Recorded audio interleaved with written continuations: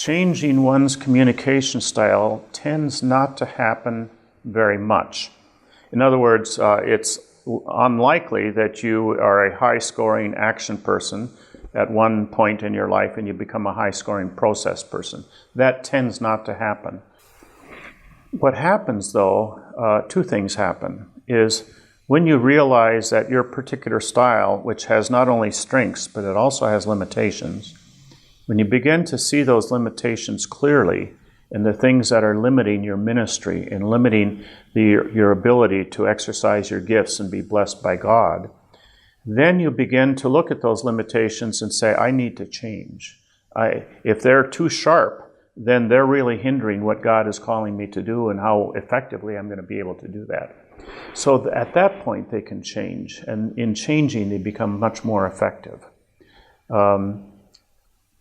But to change radically seems to be much less likely.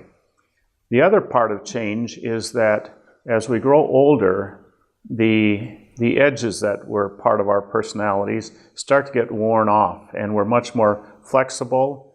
There are fewer things that we fight for. There are fewer things that we're dogmatic or inflexible about or rigid about. And consequently, that in itself is a very positive kind of maturity that comes. And so that's a change it's a good change, and it almost inevitably happens as we age because we change our perspectives on life and what's really important and what kinds of things we want to argue for and what kinds of things we just don't bother with.